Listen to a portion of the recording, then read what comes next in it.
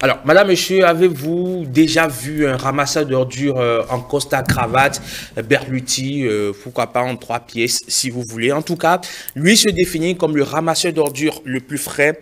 Certainement. Un jeune activiste de l'environnement, Anas Seko, milite pour la protection de la nature et tente de rallier le plus grand nombre à sa cause. Tout dernièrement, il a initié une campagne pour débarrasser la ville des affiches qui ont servi à la campagne électorale pour le compte des législatives du 8 janvier dernier. Une action de plus à mettre à son actif et on s'y intéresse ce matin. Anas, bonjour. Bonjour monsieur. Comment allez-vous? Ça va très bien chez vous. Bien, merci. Mais écoutez, c'est un plaisir de vous recevoir sur Ceinture ce matin. Le plaisir partagé. Une émission que vous connaissez bien, vous êtes chez vous, à la maison, donc prenez siège confortablement, faites comme chez vous. Merci. Mais ne cassez pas les œufs pour faire omelette avec. Ce n'est pas parce que j'ai dit fais comme chez toi que tu vas prendre 10 œufs pour faire omelette avec comme l'un et l'autre. Ne vous inquiétez pas. D'accord, mais écoutez, pour partager avec nous vos actions sur le plan écologique, ce que vous faites au quotidien Oui. Pour contribuer modestement à votre niveau à la protection de l'environnement. Et comme je l'ai dit au début, vous vous définissez comme, pourquoi pas, le ramasseur d'ordures le plus frais. C'est plus frais, voilà, d'être éboueur en costard, c'est pas mal. Ouais, c'est pas mal. C'est surtout pour dire aux gens que peu importe le métier, on doit pouvoir être frais, être présentable pour valoriser son métier. Et c'est surtout aussi pour attirer l'attention des gens, pouvoir passer le message écologique. Quand tu entends un ramasseur d'ordures le plus frais, ça fait tic. Mais c'est qui ce gars-là? Ça change l'image, oui, ça change la perception qu'on a habituellement de l'éboueur, le exactement, mec exactement. frotté, machin, ouais. Exactement, c'est surtout pour ça. Et disons que le ramasseur d'ordures, c'est surtout pour 3 choses. La première, c'est pour dire il n'y a pas de petit métier, hein, tant qu'on ne vole pas, même quand on est ramasseur d'ordures, il n'y a pas de souci. La deuxième chose, c'est surtout pour répondre aux gens parce qu'à un certain moment de mon activisme, de mon militantisme, il y avait des gens qui se moquaient de moi. Mais toi, tu as le temps, hein, qu'est-ce que tu fais? Tu ramasses les déchets. Hein. Et c'était vraiment très fort, hein, ce que les gens disaient, au point où même ma mère s'est impliquée dedans pour me décourager par rapport à l'environnement, etc. Donc voilà, c'est pour dire aux gens, j'ai pas honte. Donc je me suis levé un jour, j'ai dit, je suis le ramasseur d'ordures. Après, le plus frais est venu. D'accord, très bien. Et on sait hein, le rôle combien important que jouent les éboueurs dans la vie d'un pays. On le voit actuellement avec Paris qui est en train de crouler, de croupir sous le poids des déchets parce que les éboueurs sont en grève en raison bien évidemment de la réforme des retraites. Et donc on voit combien ils sont importants. Ce n'est que lorsqu'ils ne sont pas là qu'on voit quel rôle ils jouent dans la société. Exactement, exactement. Ils jouent un rôle vraiment très important dans la société, dans la gestion des déchets. Si les éboueurs n'étaient pas là, franchement, notre ville sera autre chose. Autre chose. Hein. Et puis vous, justement, particulièrement, vous avez décidé un bon matin comme ça, de commencer par ramasser les ordures, c'est ça? C'est ça l'histoire? Oui, c'est pas un beau matin, c'est tout un processus depuis le collège en fait. Et au collège, j'étais étonné de voir mes camarades jeter les déchets dans la cour de l'école et quand je sors de l'école, je vois des tas d'ordures, etc. Donc, après le baccalauréat, j'ai rencontré des gens, je me suis engagé dans des associations et c'est comme ça, de fil en aiguille, je suis devenu le ramasseur d'ordures. Très bien. Et tout dernièrement, vous avez initié une campagne pour débarrasser Cotonou de ces affiches qui traînaient depuis l'élection ou les élections législatives du 8 janvier dernier. Oui. Pourquoi avoir initié cela? Déjà depuis fort longtemps, lorsque je voyais les gens coller les affiches un peu partout, on parle de l'affichage sauvage. Ils collent des affiches sur les murs de maison, sur l'espace public, sur les places publiques, sur les murs d'école. Je me dis, mais les amis, vous êtes en train d'enlaidir l'espace public.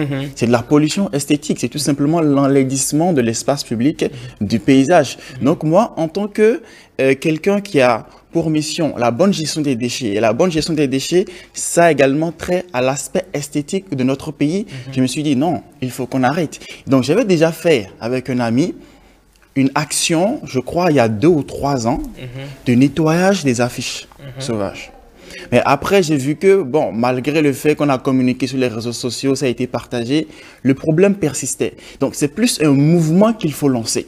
Donc, ce qui fait que le 8 janvier, nous avons fait une campagne de nettoyage des affiches sauvages à Abomey-Calavi, surtout des élections législatives, parce que les gens ont collé partout. Et tout et n'importe quoi. On dirait que c'est plus tu colles, plus tu gagnes les élections. Ah ouais. Même les nouveaux goudrons du président, le rond-point de Notre-Dame, ils ont collé partout, partout, partout. C'est pas bon dans l'air dit comme ça, l'espace public. Donc, avec des amis, nous avons nettoyé les affiches sauvages ce jour-là. Mais on s'est dit, on ne doit pas s'arrêter là. Il faut que le mouvement continue, il faut qu'on aille loin. Et maintenant, c'est là maintenant qu'on s'est intéressé à l'échangeur de Ruiho. On veut nettoyer toutes les affiches sauvages qui sont au niveau de l'échangeur de Ruiho. Ce qui fait que le 5 février, la première action était le 8 janvier 2023, donc le 5 février passé, nous avons nettoyé énormément d'affiches. Vous allez remarquer que lorsque vous passez sous l'échangeur, il y a souvent des affiches en haut du général Obergbian qui datent de 2016 ou 2017. Il y a même des affiches de 2021. On a tout enlevé. Si vous passez par là-bas, on a tout enlevé. Et nous allons continuer encore l'action en avril et enlever toutes les affiches qui sont au niveau de l'échangeur de Ruiho pour pouvoir faire un plaidoyer vers les autorités. Parce que il ne sert à rien de dire oui. Il faut que la charité bien ordonnée commence par soi-même et que ces actions-là puissent motiver les autorités à pouvoir mettre en application les lois. Je pense qu'il s'agit là d'actions de militants presque zélés, j'ai envie de dire, qui collent partout, mais qui ne s'assurent pas finalement du service après-vente. Exactement. Est-ce que vous savez, lorsqu'on a une équipe, lorsque l'équipe a un problème, c'est pas forcément les éléments de l'équipe on regarde le leader. Donc ce sont les leaders de ces partis politiques-là qui doivent faire le suivi et éviter que les gens, que les militants collent un peu partout, disent non, ne collez pas partout, collez là où il faut coller tout simplement. C'est vrai que au-delà de cela, je veux attirer l'attention également des entreprises. Il n'y a pas que voilà, ceux qui vont aux élections qui le font. Les entreprises, ils n'ont pas assez de moyens pour pouvoir louer les panneaux publicitaires, de la mairie. Surtout les PME, parce qu'on a beaucoup. D'accord, on comprend. Mais qu'ils fassent attention à leur collage d'affiches sauvages en attendant qu'on puisse trouver une solution. La solution, ce sont les panneaux libres d'affichage. En faisant les recherches, il y a une amie en Suisse qui m'a envoyé ceci. Chez nous, il y a des panneaux libres d'affichage où tout le monde peut venir coller. Coller, enlever, coller. Ça, il n'y a pas de souci. Mais on ne colle jamais sur l'espace public. On ne colle jamais sur les routes ou sur les murs de maison. Jamais. Donc, il faut attirer vraiment l'attention. Est-ce qu'au Bénin, on dispose de panneaux libres de droit, comme on le dit? Non, on n'a que les places publiques, la place Bulgarie, la place de l'Étoile Rouge. Et les gens, ils collent partout. Partout. Hein. Il y avait une rue de Tokpa, du marché dans Tokpa, qui était réputée pour... cette action assez laide quand même, où on collait les papiers pour des affiches de pasteurs qui viennent prêcher, et toute la rue logeant en fait l'ancienne gare des conducteurs de minibus qui allaient à Porto Novo, qui a été débarrassée finalement par les autorités compétentes en face. Il y avait une ruelle qui est clôturée avec en tôle, et puis on venait coller, vous passez par là, vous avez l'impression qu'il y a une imprimerie à côté où on produit les affiches au quotidien. Franchement, c'est totalement vilain, c'est totalement laid. Il faut le dire à tous et à chacun. Quand on voit ça, en fait, c'est pas beau. En fait, c'est pas beau. Bon, déjà, moi, je suis citoyen, je vois votre affiche qui m'énerve, je ne vote pas pour vous. Vous pouvez être détenteur du plus beau programme. Je ne vote pas pour vous parce que j'estime que vous n'êtes pas respectueux de l'environnement. Et l'écologie chez nous, j'ai l'impression que ce n'est pas encore, ça demeure toujours l'affaire c'est toujours comme ça, de privilégiés. Oui, c'est toujours dandinant l'écologie. Les gens, ils ne savent même pas te définir ce qu'est l'environnement, la protection de l'environnement, la gestion des déchets, ils n'en savent rien. Donc, comment est-ce qu'ils peuvent aller protéger l'environnement? Je voudrais rebondir sur quelque chose. J'ai remarqué que la mairie de Abomey-Calavi, là où moi je suis, j'ai l'impression qu'ils ont mis des panneaux d'affichage libres au niveau de leur mairie, c'est-à-dire au dehors, sur le mur. Parce que sur le mur, les gens collaient énormément sur le mur. J'ai remarqué que l'aspect du mur a changé, qu'ils ont mis des choses, des tôles en fer ou un truc comme ça, où les gens venaient coller. Je crois que ça régler tant soit peu le problème de collage sauvage. Bien sûr, on va plus coller sur les murs de la mairie. Mais je pense que au-delà quand même de ce que vous faites pour essayer de enlever ces panneaux-là, Oui. ces affiches, pardon, j'allais dire, collées de façon sauvage, il faut quand même aller à la répression à un moment donné, un peu comme on urine aujourd'hui dans la rue, on te prend, on te fout en tôle pour quelques jours, le temps de, voilà, de te donner une conscience écologique. Et je pense qu'il faut en arriver là, on vous surprend en train de coller des affiches sauvages. Voilà, on vous récupère, vous payez une forte amende, pourquoi pas. Bon, moi, je pense que pour la répression, je suis pour, mais il faut patienter, il faut du sensibiliser. Temps. Voilà, il faut sensibiliser, il faut du temps. Surtout, il faut mettre les moyens à disposition pour l'urine sur l'espace public. Il faut mieux avoir des toilettes publiques un peu partout. On ne peut pas dire aux gens de ne pas uriner dans l'espace public alors qu'il n'y a pas de toilettes publiques. On sait bien que dans notre pays, les petites entreprises, voilà, ils dandinent pour s'en sortir.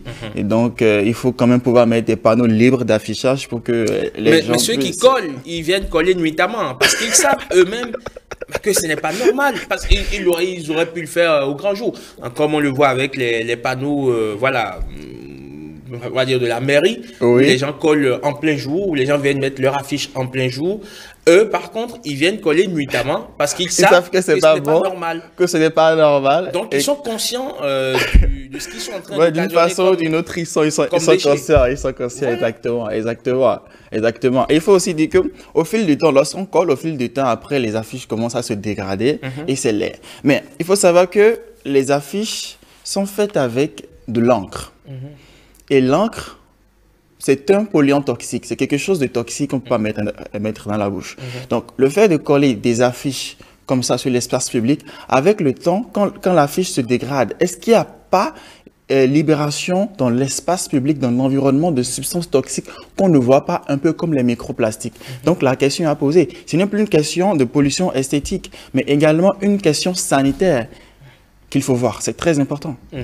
Très bien. Et vous avez mobilisé vos amis, vos proches, vos collègues, pourquoi pas, pour cette action écologique avec vous. Et est-ce que spontanément les gens se sont levés pour vous accompagner? Quand vous étiez à Wiro, est-ce que par exemple les populations de Wiro, voilà, spontanément sont venues vous accompagner?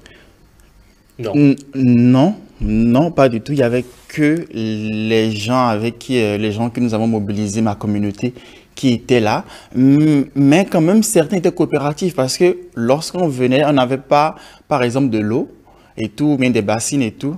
Donc on s'est dit qu'on allait demander chez des voisins. Donc on est allé chez une dame qui a félicité l'initiative et qui nous a mis à disposition son puits d'eau, des bols pour mettre de l'eau, etc.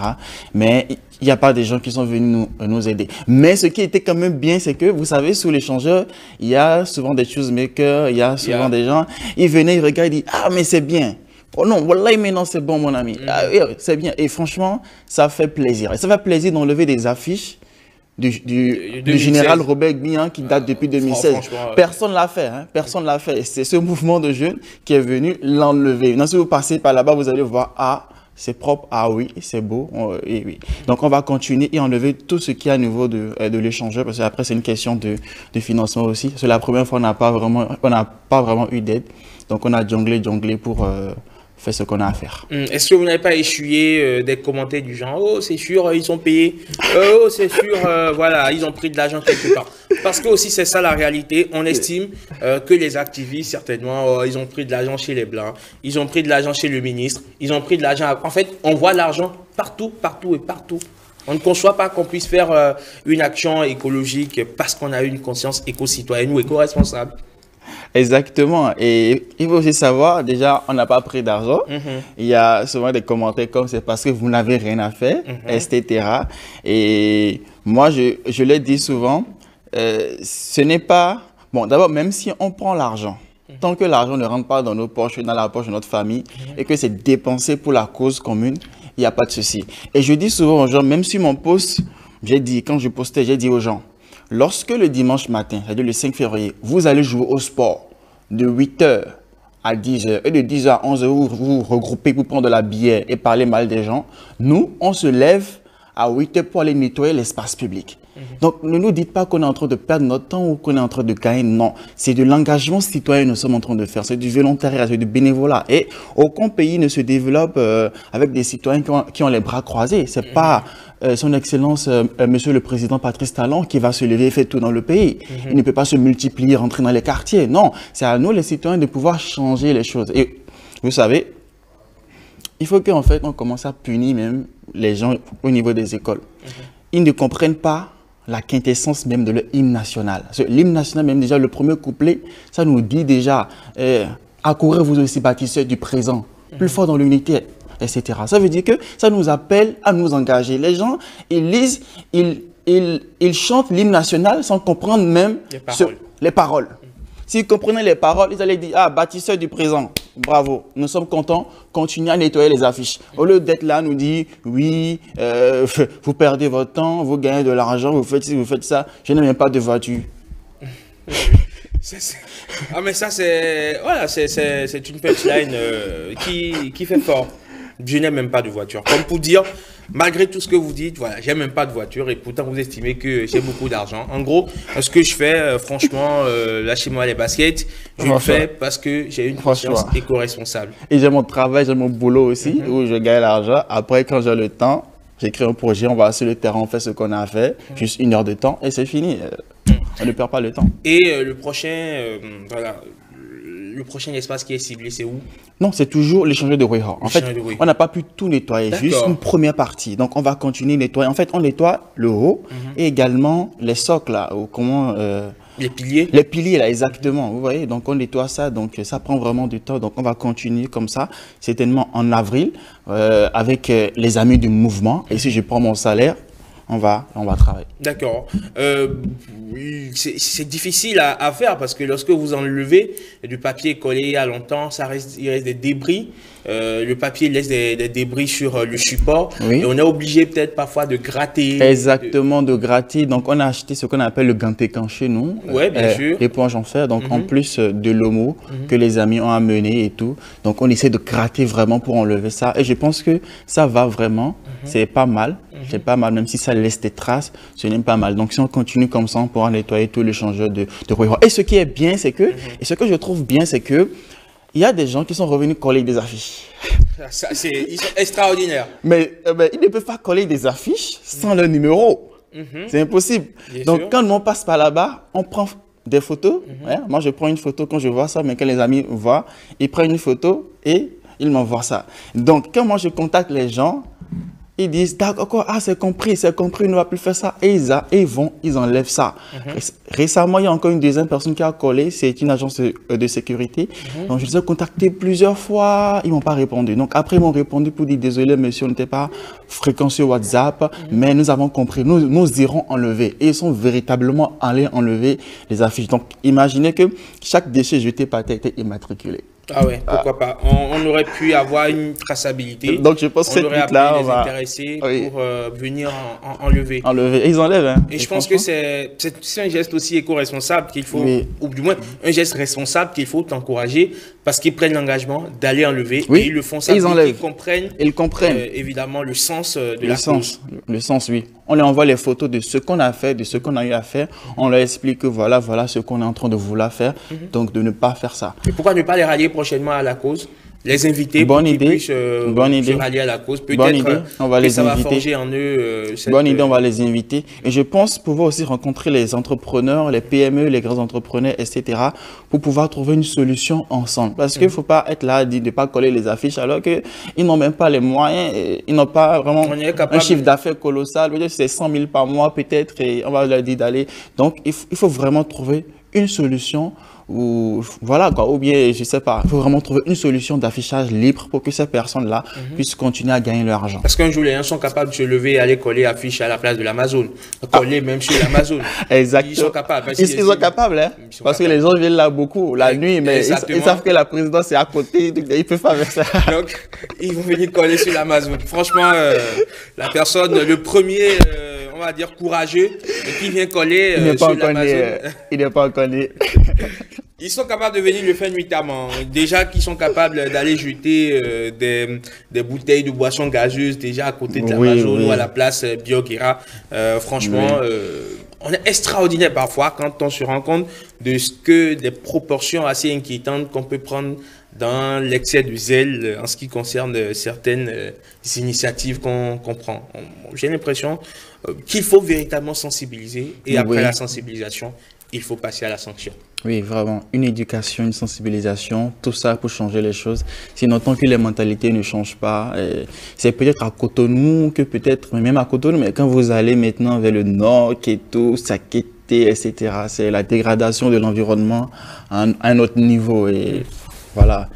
Donc, c'est pour cela que nous, on lutte pour l'intégration d'une bonne éducation à l'environnement et au développement durable. D'abord, l'accès à l'éducation à tous. Il faut que tout le monde aille à l'école.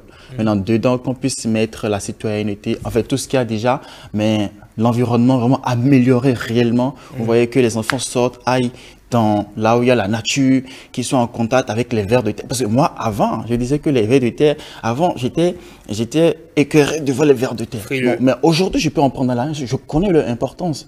Je suis avec la nature, je connais la nature. Je sais, en fait, l'importance de la nature. Vous Parce voyez? que les vers de terre représentent plus la biodiversité. Bien sûr. Lorsque vous trouvez des verbes quelque part, vous savez qu'il y a une biodiversité là qu'il faut protéger. Avant, lorsque vous voyez, pourquoi pas une brique qui reste longtemps au sol et que vous soulevez, il y a de fortes chances que vous puissiez retrouver des vers de terre. Et je me rappelle, nous, on allait cibler ce genre de briques pour récupérer les vers de terre qu'on accrochait à notre, comment l'appelle-t-on, hameçon, à notre hameçon pour aller pêcher du poisson parce que cela servait justement à appâter les poissons lorsque vous intégrez dans l'eau. Donc finalement, à un moment donné... Pour vous, c'est mieux. Voilà. Nous, on s'amusait à mettre du sel sur les vers de terre pour les tuer. Exactement, c'est vrai qu'on le faisait aussi parce qu'on voyait ce mouvement reptilien, cette danse qu'il faisait avant de décéder, évidemment, qui nous faisait beaucoup rire, enfin, on s'amusait. Mais à un moment donné, on s'est rendu compte au fil des années que les vers ont commencé par devenir de plus en plus rares. Lorsque vous allez cibler voilà, un espace qui était propice quand même à l'éclosion de ces vers-là, la multiplication de ces vers, vous vous rendez compte qu'il n'y en avait plus ou qu'il y en avait de moins en moins. Aujourd'hui, je suis sûr qu'il y en a encore drastiquement moins. Et voilà, il faut qu'on puisse commencer par faire un travail véritable. Et c'est en cela que ce que vous faites est totalement intéressant. Vous êtes très jeune et donc vous arrivez à rallier quand même des jeunes à votre cause. C'est déjà intéressant. On arrive à rallier, c'est après vraiment des moments. Hein. Après des années. Oui. Après des années de combat. Aujourd'hui, ceux qui sont avec vous pour ce combat, est-ce qu'ils comprennent la justesse de la cause? Oui, énormément. Ils comprennent vraiment la justesse de la cause. Oui. Et ils s'engagent en connaissance de cause. Ils ne s'engagent pas en disant non, ce que nous sommes en train de faire, c'est non. Ils comprennent vraiment l'enjeu de la bonne gestion des déchets en général. Et voilà, et ils ont également des gestes éco-responsables vis-à-vis de l'environnement. D'accord. Et en gros, vous avez commencé cette activité ou sinon ce combat-là depuis pas mal d'années déjà. Vous avez été à de nombreuses rencontres à l'international qui vous ont permis de prendre la parole publiquement. Vous étiez à Abidjan, je pense l'année dernière, à la COP. La première édition de la COP des villes. D'accord, la COP des villes. Vous avez interpellé donc les maires pour bien évidemment une action concertée. Et je pense que pour le combat que vous êtes en train de mener aussi, il faut que la mairie puisse s'ingérer efficacement. Bien sûr, même après cette interview-là, nous avons un travail avec la mairie, que voilà, nous allons présenter nos actions. Et voilà, donc c'est l'occasion de plus leur parler de ce que nous faisons et d'attirer leur attention pour qu'ils puissent nous accompagner pour les villes durables. D'accord. Ben, on vous souhaite beaucoup de courage. On va, pourquoi pas, essayer de vous accompagner autant que faire se peut pour votre prochaine descente à l'échangeur de Weiho pour continuer par nettoyer quand même un espace.